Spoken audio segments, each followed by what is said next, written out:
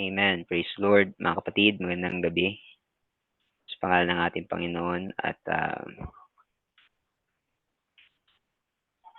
welcome to our homiletics class. Amen. Nandiyan ba kayo mga kapatid? Narinig ba ako? Opo, Pastor. Good evening, Pastor. Good evening po, Pastora. Magandang gabi sa ating lahat.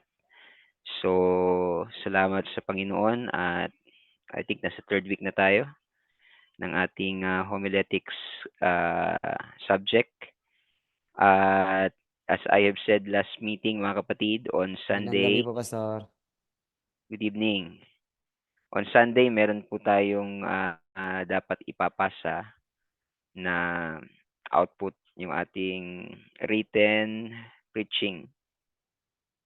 Yung written preaching natin. At yung written preaching na yon, yun din ang ating ipipreach, i-record, and that will be our final output, final exam, mga kapatid. So I hope na sinisimulan na natin na compose ng ating preaching by this time. At tanuhin na rin natin kung saan natin i-record. May nagpaalam sa akin, pwede po kahit yan ay sa church setting, kung na-assign kayo mag-preach or mag-teach sa church at ginamit niyo yung preaching na ginawa niyo sa subject na ito, naka-record, pwede niyong ipasa yon. Basta yung preaching na ipapasa niyo na written ay the same message, the same preaching na recorded. Okay, that will be our two requirements. Those are the only two requirements that we have on this subject to complete. Amen. So, may tanong po kayo regarding sa ating outputs? Maglaan na tayo ng time for answering our question. Baka meron clarification, anything that you would like to clarify regarding our activity in our final exam? Wala? Okay? Kung wala, mga kapatid, ay magsimula na tayo. Let us pray. At paunahan tayo sa pananalangin ni Brother Joshua. Brother Josh, can you please lead us in the word of prayer?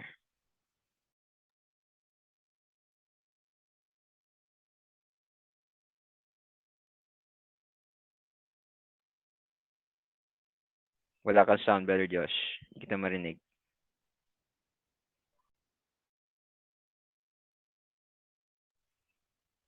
Hello? Hello, meron po. Ayun, meron na. Okay, let's pray mga kapatid. Panginoon, purihin ang iyong pangalan. Salamat po sa iyong kabutihan sa aming mga buhay. Namin dalangin, Panginoon, na bigyan mo kami ng kaunawaan muli sa iyong mga salita at pagpalain mo ang aming guro, Pastor Paul, na iyong kagamitin. Punasan mo ang kanyang labi, kanyang puso at kaisipan, Panginoon. At anuman ang iyong kapahayagan, O Diyos, ay ipahayag mo, Panginoon, sa aming kalagitnaan. Purihin ang iyong pangalan. Palayan mo rin ang aking mga kaklase, Panginoon. In Jesus' name. Amen, amen. Amen. Praise the Lord. Salamat sa Panginoon. So, meron akong, meron akong bad news, mga kapatid. Dahil last week yung aking laptop ay nasira. Ayaw niya mag-open. Ginawa ko ng lahat para maayos pero hindi umayos. Napilitan ako na ito ay i-reset. At nung ni-reset ko yung aking laptop, lahat ng aking files ay nandoon, nabura lahat. Mga lessons, lahat mga PowerPoints. So, hindi ko na-save yung ating PowerPoint dito sa homiletics dahil hindi ko mabuksan. Ngayon, gumagana na kaso wala ng laman. So, magbalik ka tanaw lang tayo at for your reference, yung ating pong notes ay nandun na sa ating GC.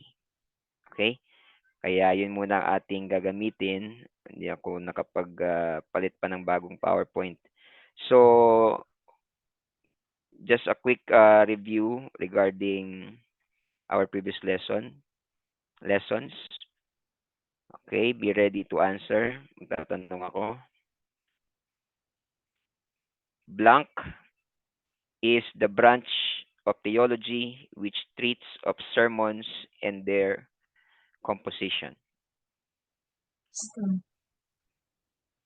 Sir Joy?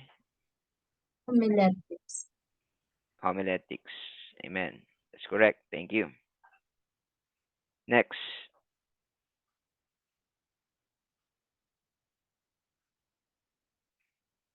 Okay. What are the three departments, or what are the three parts or department or division categories ng ating mental philosophy or ng ating kaisipan? What are the three parts of our mental philosophy, or sa atin tawag natin three parts of the soul, mga kapatid? Okay, anyone? Pastor, ako. Okay, Pastor Maureen, go ahead. One, the intellect or the power to think. Number two, the sensibilities or the power to feel. Number three, the will or the power to act. Amen. Thank you po, Pastora. Salamat. That's correct. Intellect, power to think. Sensibilities, or we also call it emotion or feelings, power to feel.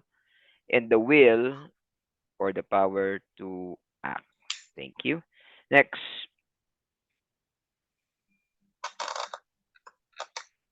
An effective sermon will address those three parts of the soul: the intellect, the sensibility or the feelings, and the will. The question is, what is the part of a sermon that addresses the intellect? Anong parte ng sermon ang nag-address sa intellect ng ating kaluluwa? Sister Crystal.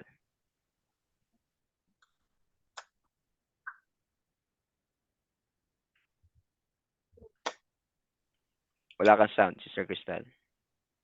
Pastor, Ayan. argument po. Amen. Okay, thank you. That's correct. The argument. The argument addresses the intellect. Number two, o sumunod doon, what part of the sermon awakens the sensibilities or addresses the feelings or the sensibility? Sir Joy. Testimony po. Okay, thank you. Testimony. And lastly, what part of the sermon appeals to the will or addresses the will of our soul, of a person? Excuse me.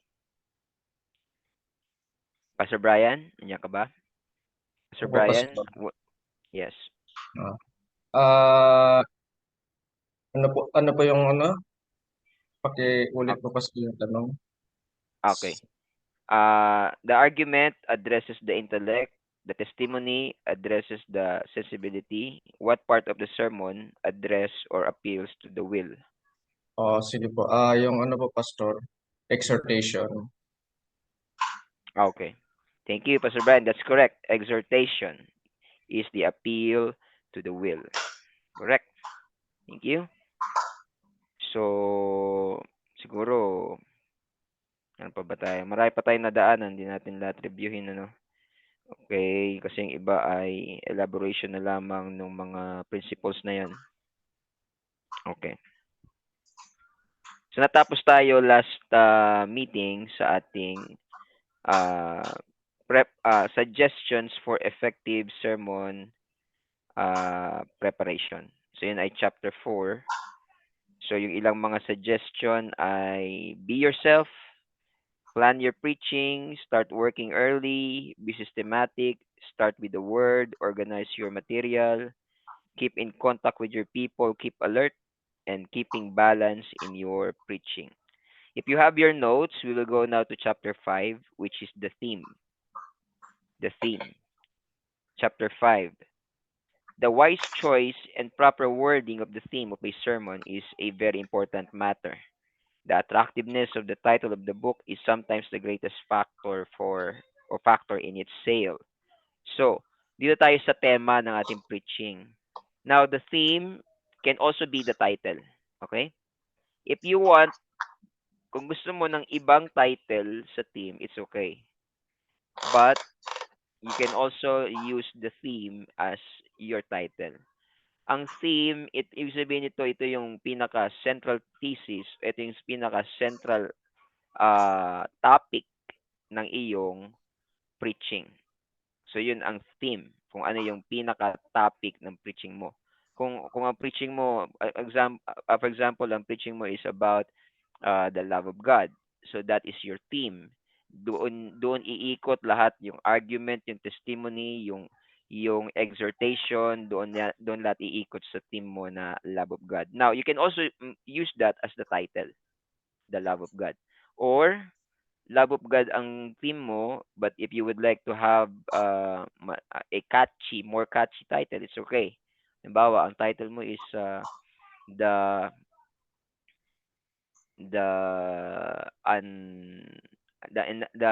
immeasurable love of God. The immeasurable love. Parang ganun, ano?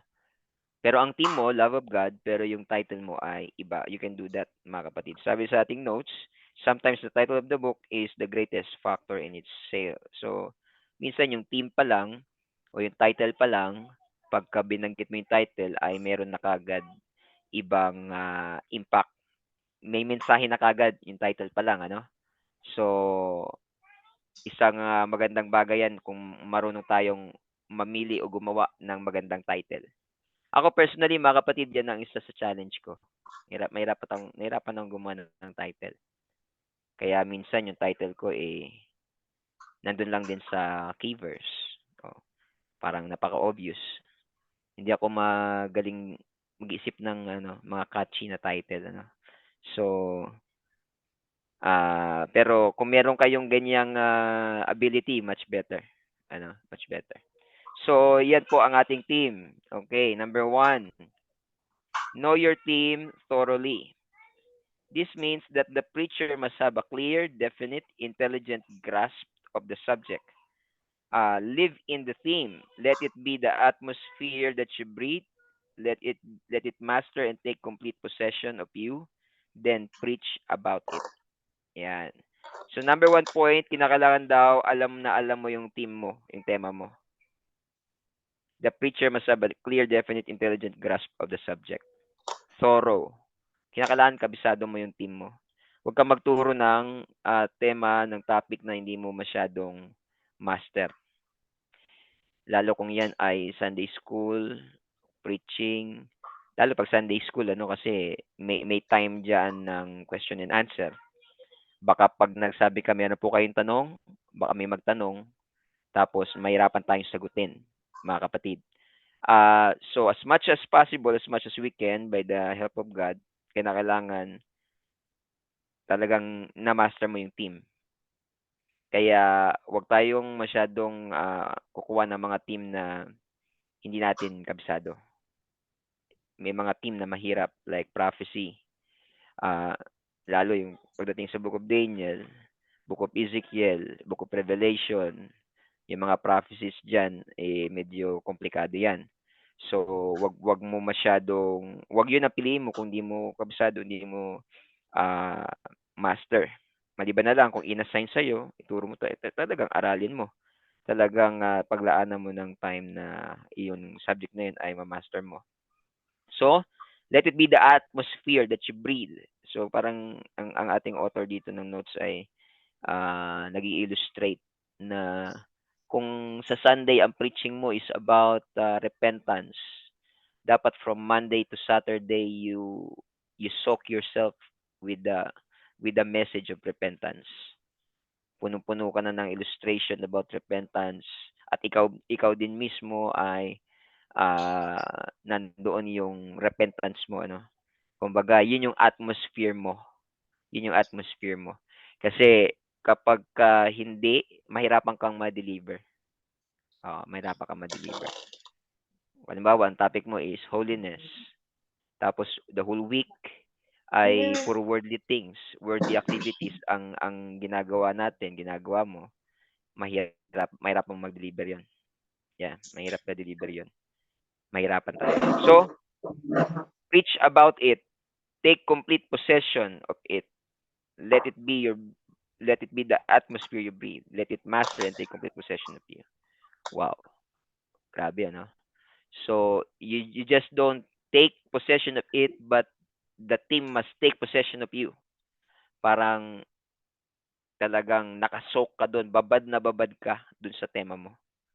Para pagka isinalang at ipinreach mo, talagang hindi siya parang hinugot mo lang kanina, kundi talagang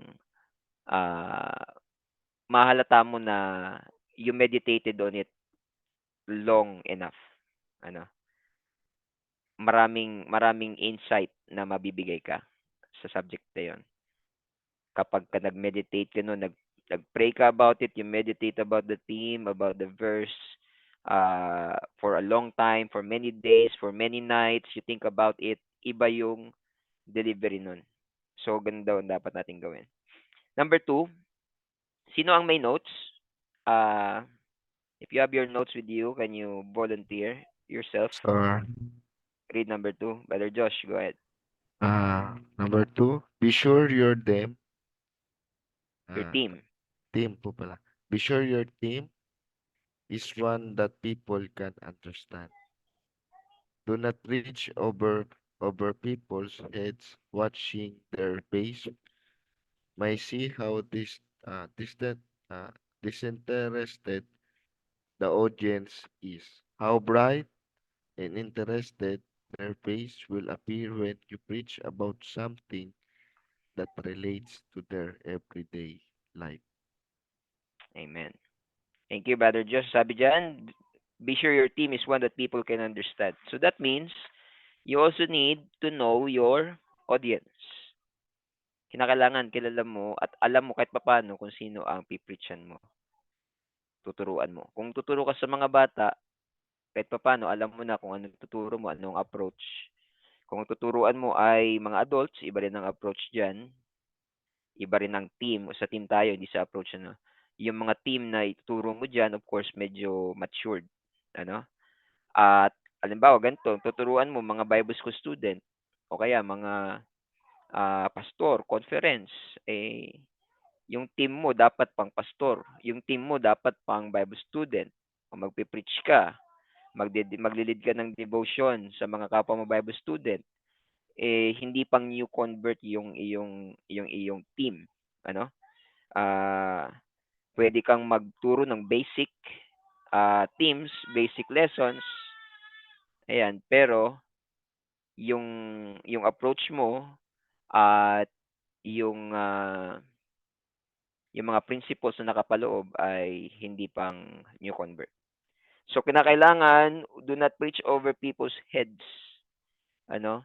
Huwag ka magturo ng Greek, ng Hebrew sa mga alam mo naman na bagong convert pa lang. Gagamitan mo ng Greek, ng Hebrew, gagamitan mo ng masyadong malalalim na mga tema. Magtuturo ka ng prophecy, magtuturo ka ng 70 weeks, magtuturo ka ng holiness sa alam mo mga bagong convert, parang sabi dyan, lumilipad lang yan sa ibabaw ng ulo nila. Hindi nila nagigets kung anong ibig mo sabihin. Or, kung kinakailangan magturo ng mga ganyan, kinakailangan talaga aralin mo. Sabi nga ng isang teacher, you do not fully understand a subject unless you can teach it to a young child. Ang isang Bible principle, hindi mo talaga lubusang naunawaan maliban kaya mo tong pasimplihin at maituro sa maliit na bata. So, doon mo malalaman kung talagang naunawaan mo yung subject. Dahil kaya mong i-break down you can simplify yung komplikadong topic, magbigay ng mga simpleng illustration na maunawaan kahit ng isang munting bata. So, isa yon sa mga kinakailangan nating i-consider sa pagpili ng team.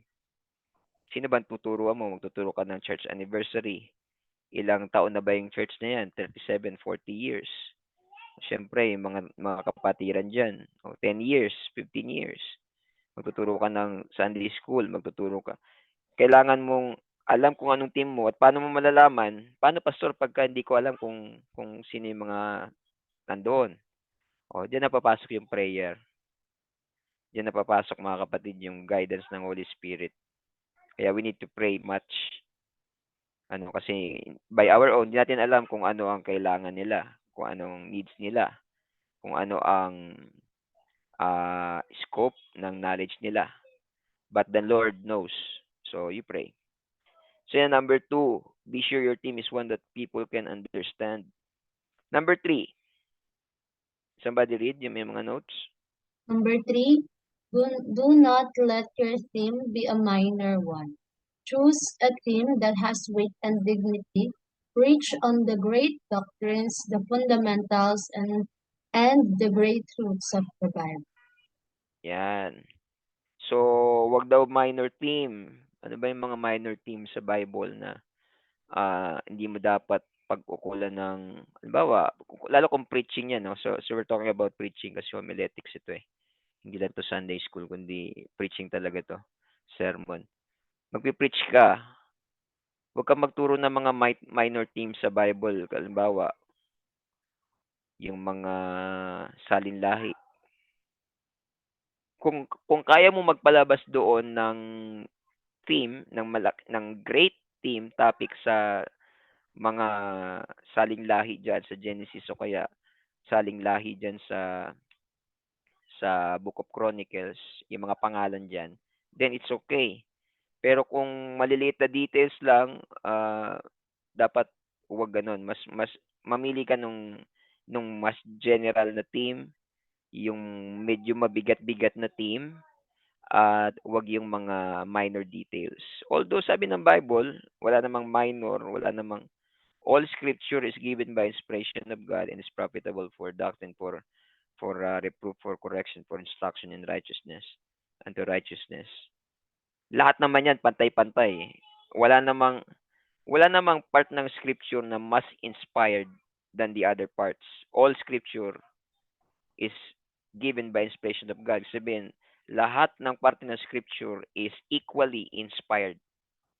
Hindi natin pwedeng sabihin na mas inspired ang New Testament kaysa sa Old Testament. No, that's wrong. Dahil sabi ng Bible, all scripture is given by inspiration of God. Hindi natin pwedeng sabihin na less inspired yung sulat ng minor prophet kaysa sa major prophets. No, that's wrong. All scripture is given by inspiration of God. So, it's up to you. If in these little details, you can dig great themes and great topics, then that's good. Pero kung little details at wala ka na ipalabas dyan na great theme, kundi talagang minor details lang yung pinukusan mo, then most probably your preaching will not be effective, mga kapatid, ano? Pwedeng nakapagturo ka lang ng idea o kaya ng information which is equally inspired, but it's a minor one. So, as much as possible, focus on the great themes of the Bible: redemption, atonement, the love of God, holiness, one God, mga great doctrines and teaching. Yan ang fokusan mo, yung mga themes, yung mga magagandang themes sa Bible. But again, kung sa maliliit na details na yan, makapag-unveil ka ng magagandang theme, then why not, mga kapatid, ano? May mga preaching ako na ganyan na napakinggan. Akala mo, pag binasa mo, ano kaya preaching magagawa mo dito sa verse na ito? Pero nung tinuro nung preacher, wow, ang ganda pala. Narinig ko dati yung mga ganun preaching. So, yan, pwede yan, mga kapatid. Pero, Yung pamimili pa lang ng team, mga kapatid, can make or break you. Sabi nga nila. Then, next, can you read next, somebody? Sige, kahit sino po. Have a definite aim in your thing. It is not so much the question of preaching something as preaching with a definite end or aim in view. Aim to hit something. Do not ramble here and there. Have a mark. Aim at it. Stop and see where the shot struck and then fire another shot straight from the shoulder. Preach for conversions, not decisions. There is too much generalized preaching nowadays. Paul's idea of preaching was to persuade men to be reconciled to God. That would seem to be a desirable aim for us today. Ayan, thank you, Sir Crystal. So, have a definite aim in your theme. So, nabanggit na natin to sa mga nakalipas nating pag-uusap about preaching. Meron ka dapat aim, meron ka dapat goal sa iyong preaching, sa pamimili mo ng theme. Okay? Preaching with a definite end or aim in view. Parang meron ka talagang tinatarget. Sabi nga ni Pablo ay hindi tayo sumusuntok sa hangin. Hindi tayo nagbabaka sakali, kundi ang preaching ay maging matalas, maging pinpointed. Sabi diyan, huwag masyadong generalize. Ano ibig sabihin nun? Mag-focus ka sa isang team. Okay? Mag-focus ka sa isang team. Kung ang team mo ay about love of God, then love of God. Maliban na lang, of course, kung ang preaching mo ay expository sermon. Pag expository sermon talaga, papasok maraming team talaga ang lalabas dyan, maraming topic. Although may central team ka, pero maraming iba-ibang topic na pwedeng lumabas. Pwedeng mapupunta ka sa prophecy, mapupunta ka sa atonement, mapupunta ka sa church management o ecclesiology. Pero bandang huli, babalik ka pa rin sa yung central team. Kailangan meron kang aim sa yung team. Hindi yung lumawak na ng lumawak, hindi ka na nakabalik sa team mo. Yung team ko pala is about love of God, pero napunta na kung saan-saan yung preaching mo. Balik ka sa team mo. Pwedeng lumawak, pero balik ka sa team mo. Paano mo yun magagawa? Pag may goal ka, kapag ka may aim ka, pag may tina-target ka. Diba? Ang bullseye, kailangan meron kang manipis, meron kang makitid na maliit na dart o kaya arrow na tatama doon. Pag yung arrow mo makapal, mataba, broad, hindi mo matatamaan yung bullseye. Kinakailangan ito ay manipis, ito ay pointed, ito ay matalas. Sabihin, yung team mo ay paliitin mo. Paliitin mo ng paliit. Wag masyadong malawak. Okay? Yan ang sabi ng number 4. Then number 5, can somebody read number 5? Number 5 po, Pastor. Okay, go ahead, Brother Roger. Do not choose a them that your life Team. is a theme, that your life is not in accord with life you're preaching. Do not preach on the holiness if you are not living a holy life. If you are consistently said, do not preach on the joy of the Lord. Do not proclaim the blessedness of a life of victory. Over sins. If you are not enjoying a victorious life yourself, the result of success and inconsistent preaching will cultivate general attitude of insincerity. Insincerity. Okay. Thank you, Brother Roger. Now, ano ibig sabihin yan? Huwag ka raw magturo ng team, mamili ng team na hindi naaayon sa iyong buhay. That's it. Huwag ka raw magturo ng holiness kung di ka naman namumuhay ng may kabanalan. Huwag ka magturo ng joy of the Lord kung palagi ka namang malungkot. Huwag ka magturo ng blessedness, ng life victory over sin kung ikaw naman walang victory sa iyong sarili. Ang result nito ay inconsistent preaching that will cultivate a general attitude of insincerity. Sa isipan ng mga tao, pinipreach mo yan, ikaw nga eh. Anong nakukultivate nun sa church? Anong makukultivate nun sa mga kapatiran? Ganun pala yun. Kunwari lang. It's just words. Walang buhay, walang totoong action. Tingnan nyo, may sinabi si Pablo. Basahin natin sa 1 Corinthians chapter 9, verse 26 and 27. Sino magbabasa? 1 Corinthians 9, 26 to 27. So, wala yan sa notes, pero naalala ko lang yung verse na to.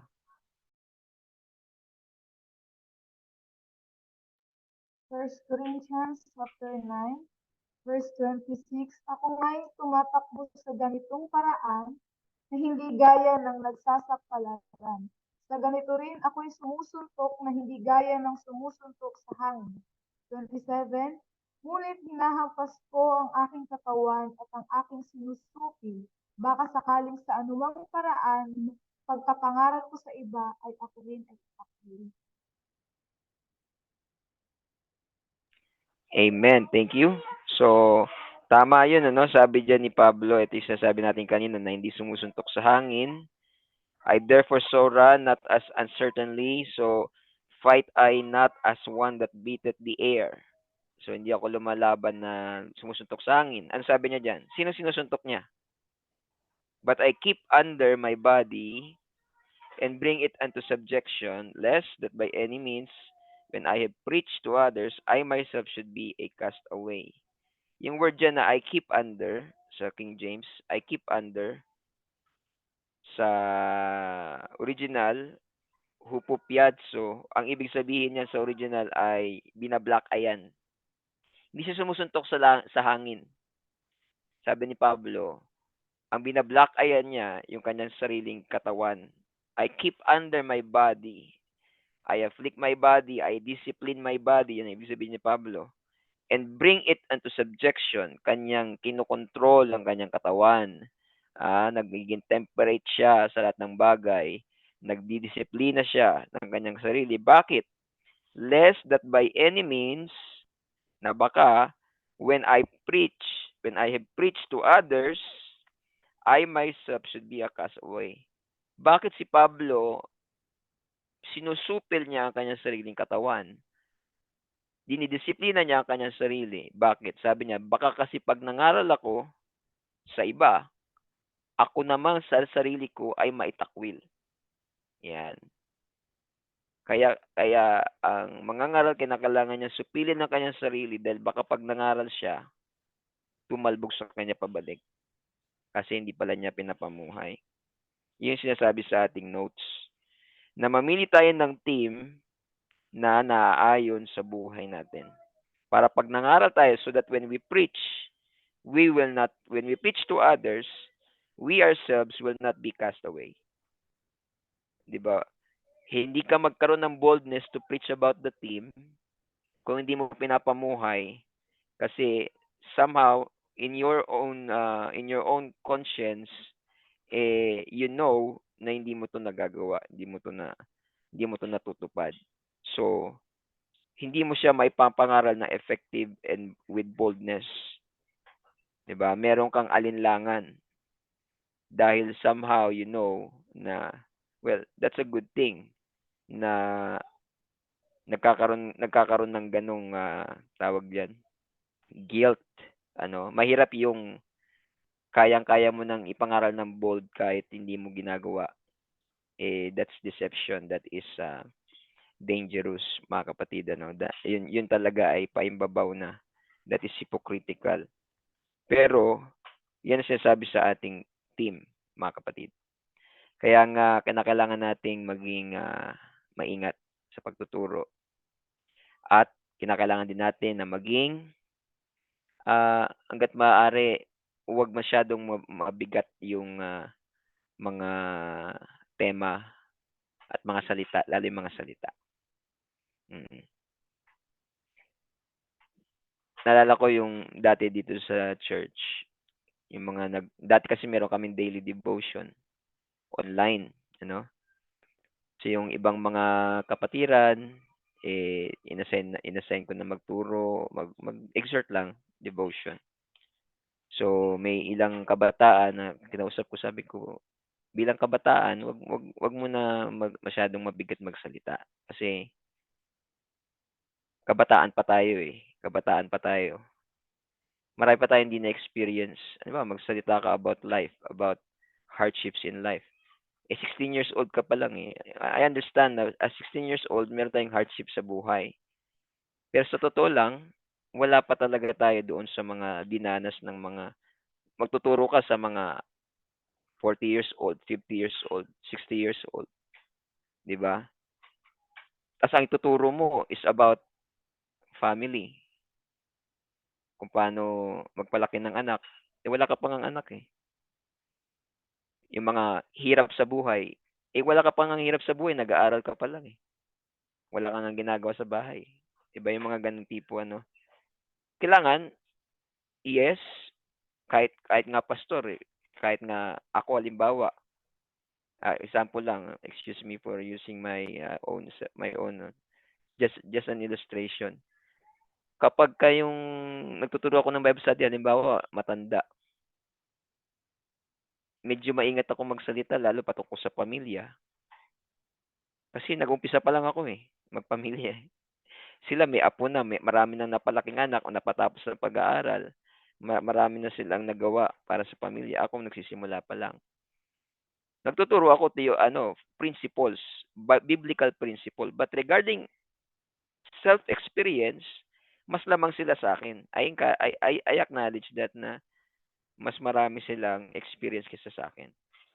But yes, as the pastor, as the preacher, you have the authority. Kasi ang authority mo naman hindi nanggaling sa experience kundi sa word of God. Ang authority ng isang mangangaral is the word of God, mga kapatid. But what I'm saying is that kinakailangan pa rin natin mag-ingat, maghinay-hinay dahil baka we are talking about things na hindi natin lubusang naunawaan. So, kasama yun dyan, mga kapatid, no? Kaya nga mahirap sa isang halimbawa, pastor na magturo about family life kung wala siyang asawa. Ano? He may be drawing principles from the Bible theoretically, pero dahil wala siyang first-hand experience, may mga aspect nung team na yon na hindi niya lubusang naunawaan o nalaman by experience. Okay? Kaya yan ang ilang mga pwede nating kaya mga kapatid, di ba, as kabataan, minsan, hindi ka pagtuturuin sa mga tatay. O, young people ka. Pagtuturuin ka ba sa LM Zoom meeting pag Webes halimbawa sa sa Tondo? Most probably not. Ang pagtuturuin doon nanay. O kaya po pwede mga pastor dahil hindi sila magsasalita bilang nanay but magsasalita sila as spiritual authority drawing principles, authority from biblical principles. Pero ganun mga kapatid, wag tayo mamili ng mga team na hindi natin naipapamuhay dahil mahirap ituro yan. At hindi yan magiging mabunga.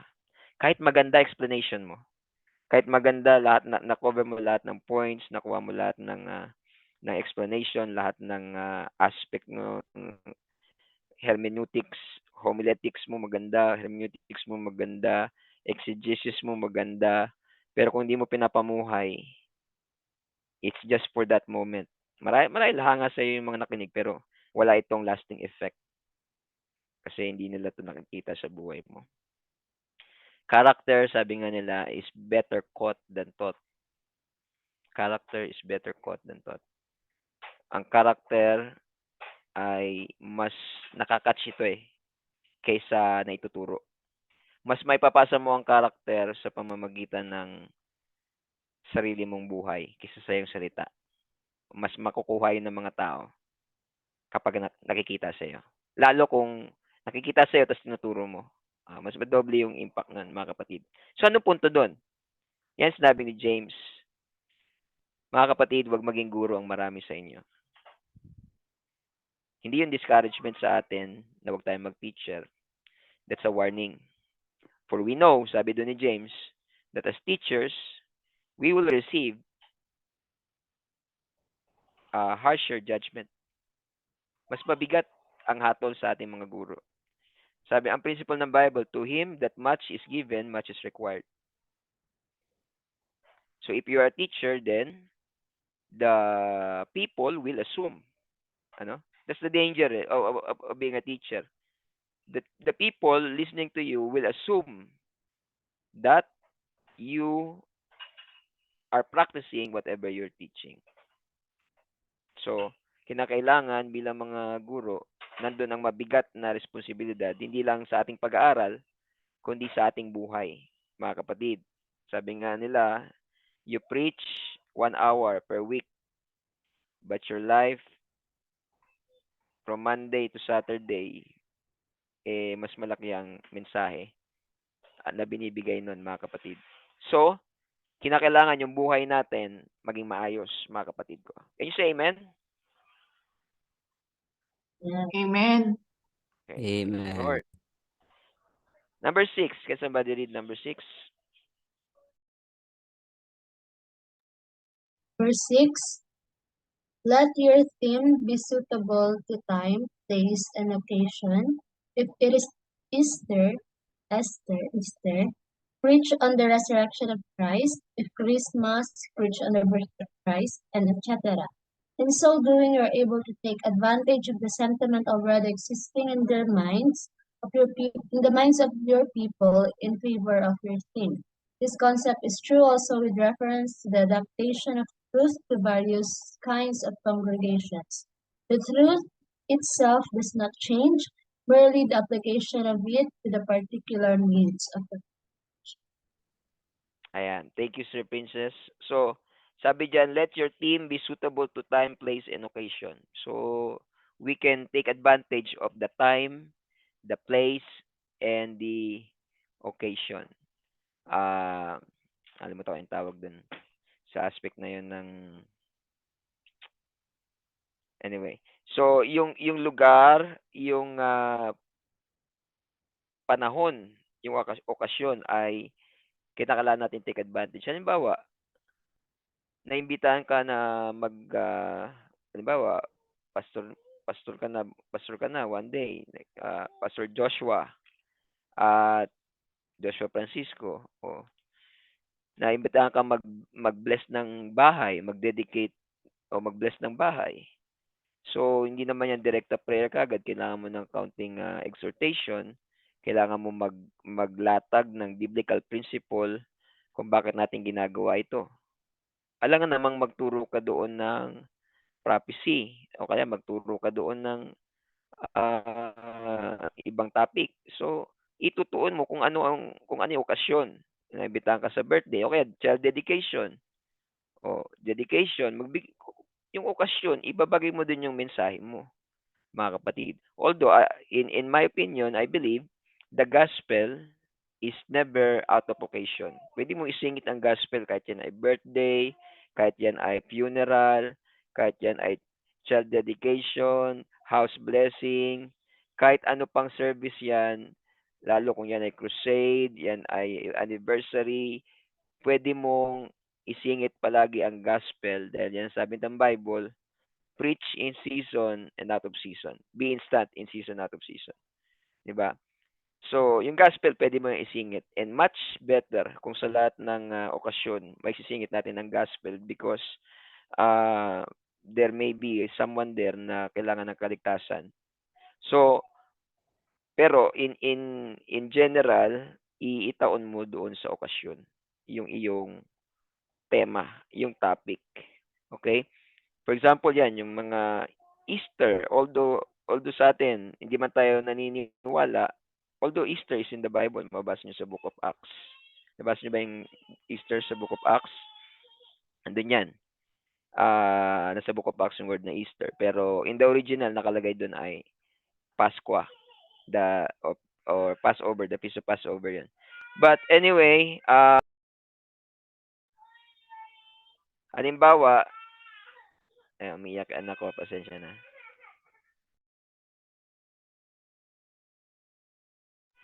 So, halimbawa, sa kanila ay Pasko ng Pagkabuhay. Hindi mo tayo naniniwala na tuwing Easter Sunday na lang ay namamatay at nabubuhay ang Panginoon. Actually, yung nabubuhay, namamatay taon-taon, yan ay pagan belief. Si Tammuz at ilang pang mga gods sa mga mythology, sila yung may ganong istorya. Kaya nga namamatay yung mga Diyos-Diyosa na yan tuwing winter, tas pag spring, nabubuhay sila uli. Yan yung story ni Tammuz, Persephone sa Greek mythology. So, sa atin, tayo naniniwala na namamatay taon-taon si Jesus. Pero, pwede mong gamitin yun na topic o theme. Halimbawa, kung ngayon, Pasko ng Pagkabuhay sa kanila. Although, may ilang mga churches sa UPCI, tinatawag din na Easter o talagang sincelebrate din ng Easter. Depende ano. So, pwede mong gamitin yun na tema. Kahit hindi ka naniniwala na namamatay taon-taon si Jesus, gamitin mo yun na, sa labas po ngayon, pinagdiriwang nila ang kamatayan ni Jesus ngayong Biyernes Santo. O tayo, hindi tayo naniniwala doon. O pwede mong gamitin yun. Okay? You can use the occasion to take advantage of the sentiment already existing in the minds of the people in favor of your team. Yan. Meron na silang ganung kaisipan naka-mindset na sila, alam nila na sa ganitong panahon ay alam ng mga tao na namatay ang Panginoon. So, magagamit mo yon para ma-enforce yung team mo, yung message mo about the gospel, about redemption, so on and so forth. Yan. The concept is true also with reference with adaptation of truth to various kinds of congregation. Ayan.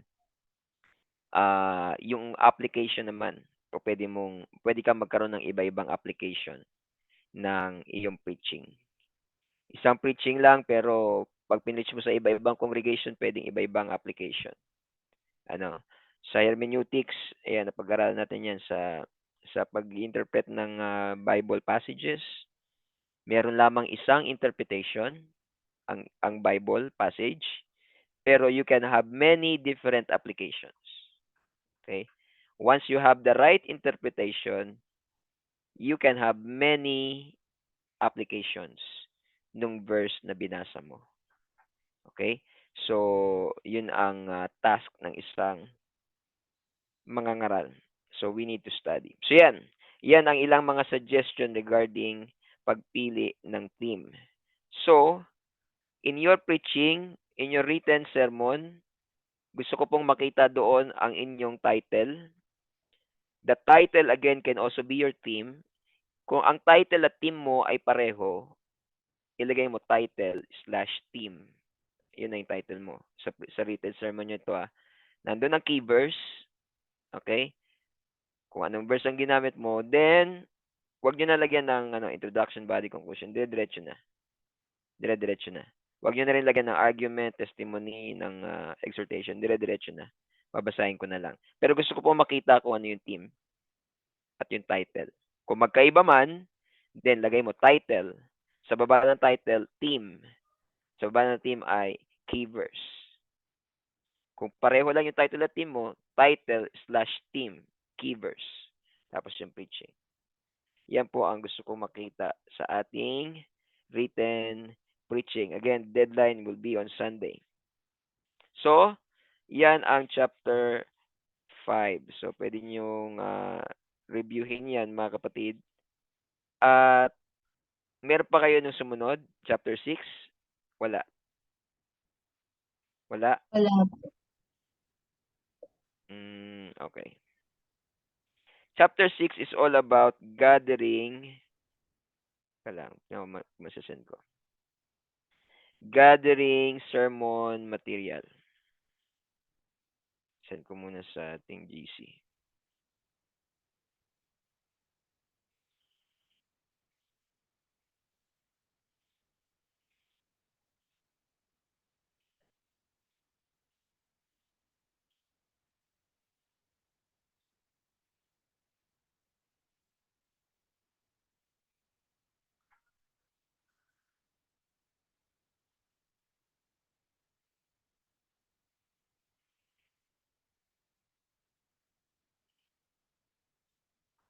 Ayan. Pakibasa nga yung first paragraph ng ating next chapter, gathering sermon material.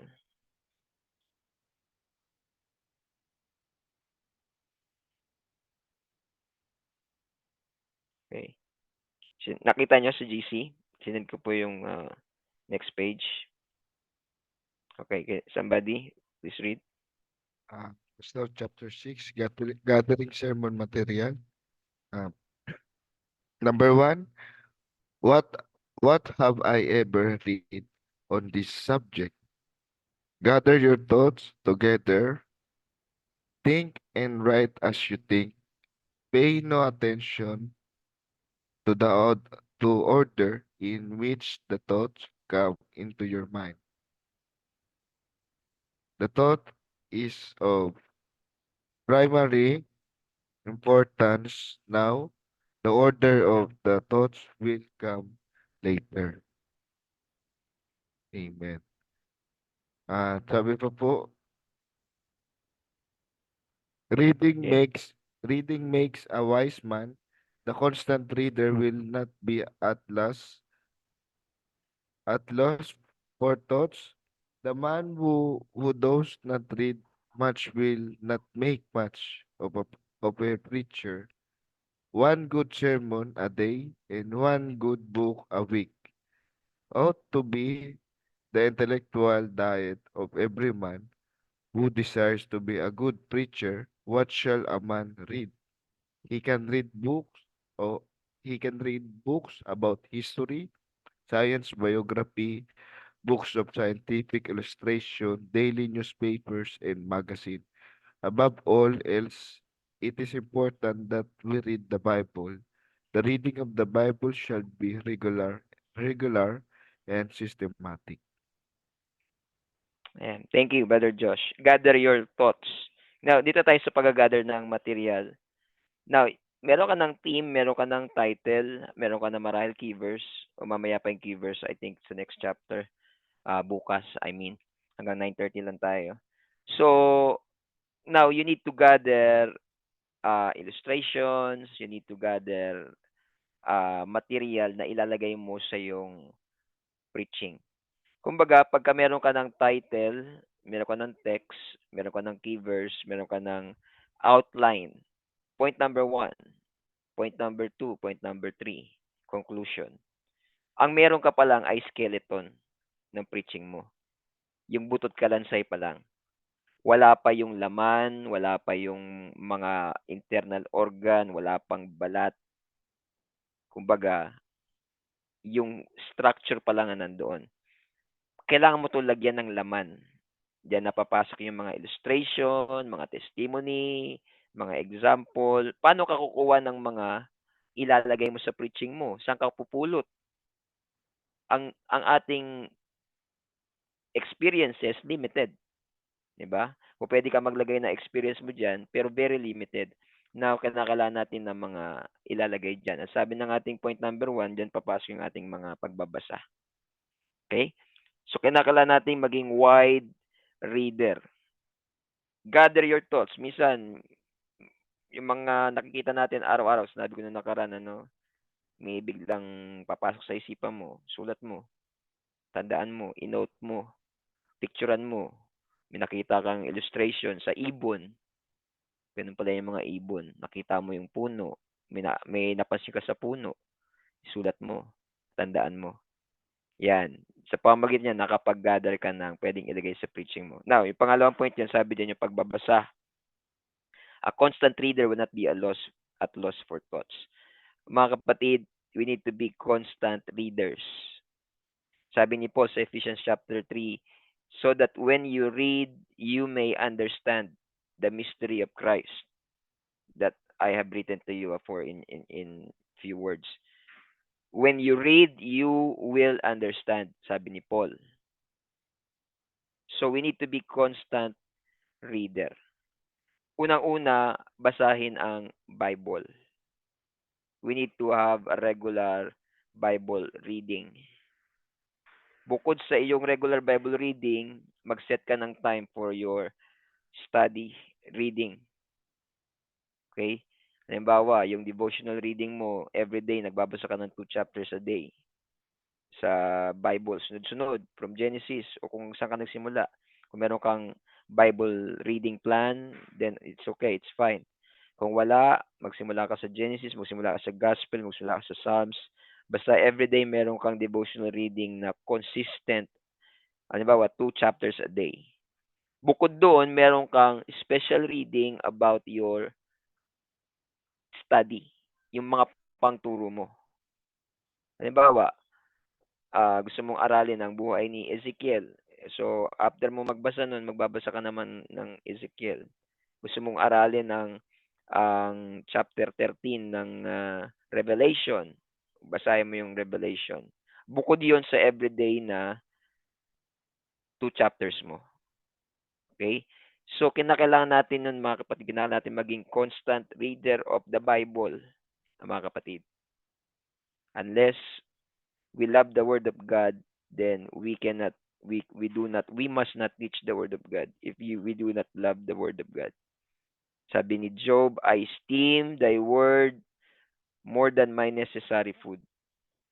So, read the Bible. At bukod diyan, meron tayo ditong payo sa ating note, be a wide reader. Magbasa ka rin about geography, about iba-ibang, magbasa ka ng encyclopedia, magbasa ka ng mga lumang libro, makita mo, magbasa ka rin ng yung iba, nagbabasa rin ng novel. Nakita niyo mga post David Bernard? Minsan nagpo-post siya kung anong ginagawa niya. Minsan nagpo-post siya kung ano binabasa niya. Nagbabasa siya ng non-fiction, nagbabasa rin siya ng fiction. Ibig sabihin ng fiction, yung mga novels, mga short stories. Ayan, may mga illustration, may mga magaganda ka rin mapupulot diyan sa mga may ilang mga novels, mga kapatid, na Christian ang theme sa likod. Halimbawa, yung The Lion, the Witch, and the Wardrobe, yung Chronicles of Narnia. Ayan, merong Christian theme yan sa likod. Dahil sumulat niya si C.S. Lewis ay isang Christian apologetic. C.S. Lewis. So, yung Chronicles of Narnia, yung Lion, yung Witch and the Wardrobe, meron, although hindi ko pa nabasa yon, pero meron yung Christian theme behind. The same with The Lord of the Rings, J.R.R. Tolkien. Contemporary yan, C.S. Lewis at si J.R.R. Tolkien. Mga Christian writers yan. Yung Lord of the Rings, meron niyang Christian theme behind. Hindi ko pala nare-research. Pero contemporary yan, C.S. Lewis saka si J.R.R. Tolkien. Si C.S. Lewis, marami siyang non-fiction books na napakaganda na pwede niyong basahin. Yan.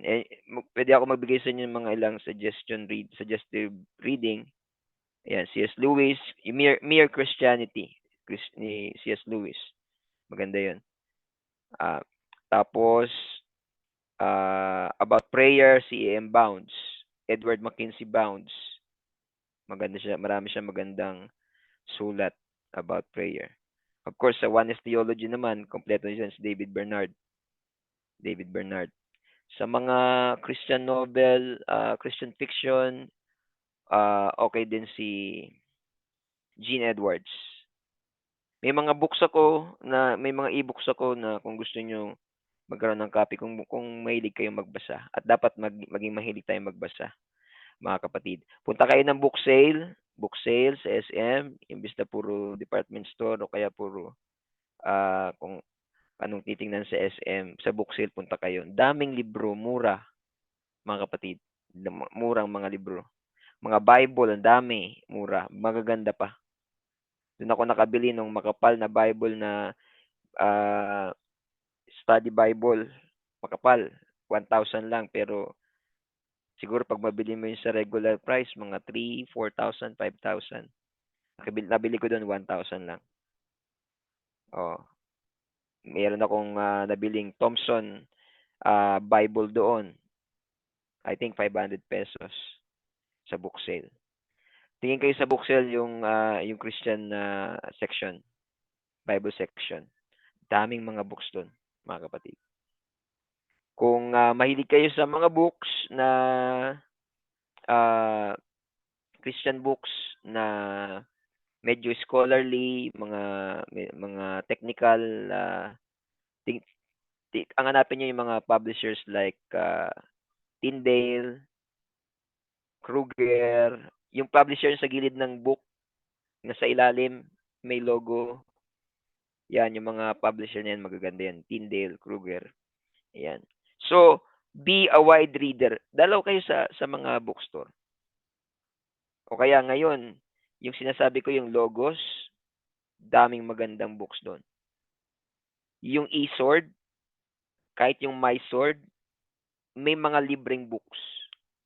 Nakapag-download ako ng books ng books sa MySword saka sa eSword. Yung ano to? Si John Bunyan, kalimutan ko yung basta maraming magandang books sa eSword, sa MySword. Libre, mga kapatid. Daming books ngayon. Mag-download lang kayo sa PDF.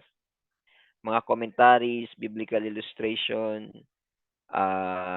yung mga mamahal na mga libro dati, ngayon madadownload mo ng libre. Mga commentaries, libo-libo yan. Ang isang volume niyan, libo-libo. Kung nakita niyo yung library ni Pastor sa library, yung dating library, o yung office ngayon, yung mga kapal na libro doon, Biblical Illustrator, binili pa ni Pastor yun sa Bible School. Sabi nga ni Pastor sa amin dati, pwede niyo yung gamitin, ingatan niyo lang dahil pagka nagkamali ka ng nadudurog na yung papel sa sobrang luma. Isang volume yun, yung Biblical Illustrator. Makita mo doon sa office ni Pastor. Hindi ko alam kung ilang libo binili yon ni Pastor kung magkano yon. Pero alam nyo, sa MySword, sa eSword, nandun lahat complete volume. Libre. Barnes, Alfred Barnes, commentary, Adam Clark, Matthew Henry, nasa ano lahat libre, mga kapatid. Magbasa. Ang isang constant reader will not be at loss for thoughts, sabi diyan. Hindi ka maubusan ng may tuturo. Kung wide reader ka, maraming papaalala sa iyo ang Holy Ghost. So, hanggang dyan muna tayo. Bukas, I believe, meron tayong 2 periods. Tutuloy natin yung ating discussion. Sa chapter 6 na tayo. Tutuloy tayo chapter 7. Ang gusto natin matapos.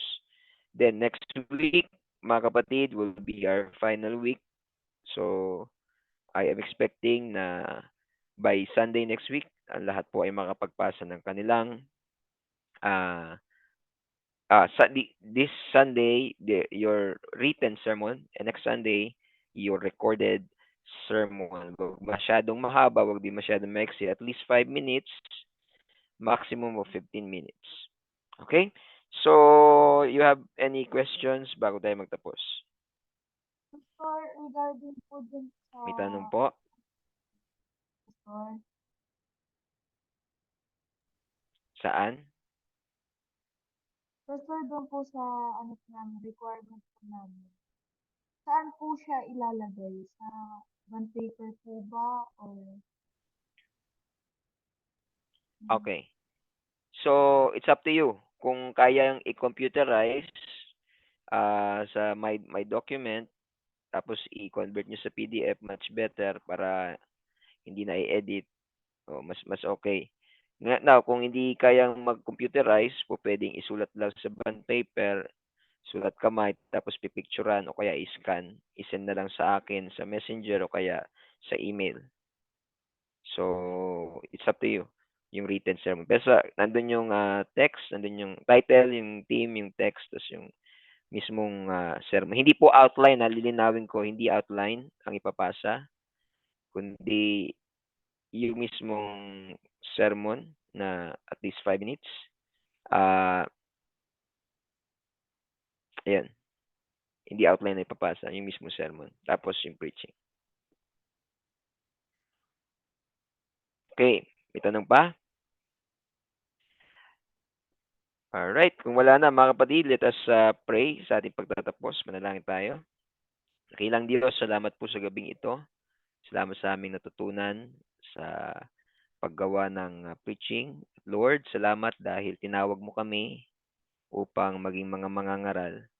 Panginoon, tulungan mo kami na maging matapat sa calling na ito, that we will give the due diligence to this sacred task of preaching. Salamat dahil binigyan mo kami ng privilege na maging mouthpiece mo, maging speaker mo, Panginoon. And Lord, this is a great responsibility as much as a privilege. Lord, tulungan mo kami that we treat this task, Lord, with respect and reverence that is due to it, Panginoon. Maraming salamat. Ang salita mo ay banal, Panginoon. Ang salita mo ay totoo. Kaya, Panginoon, tulungan mo rin kami na maging naaayon sa iyong salita ang aming buhay. Tulungan mo kami na maging temperate, maging disciplined, at maging true and faithful, so that when we preach to others, we ourselves will not be cast away. Lord, we need your grace. Help us, O God. Pagpalay mo po ang lahat ng mga estudyante. Pagpalay mo po ang kanilang ministry, present ministry, pati ang kanilang mga future ministry, Panginoon. I-bless mo po at gamitin mo po kami para po sa iyong kaluwalhatian, kapurihan. Maraming salamat, Panginoon. Ito po ang aming samot dalangin sa iyong dakila at makapangyarihang pangalan. In Jesus' name we pray. Amen. So God bless you, mga kapatid. See you tomorrow at magandang gabi po sa ating lahat. Salamat, Pastor. Okay. God bless you. See you tomorrow. Bye-bye. Sige po, Pastor. Thank you po.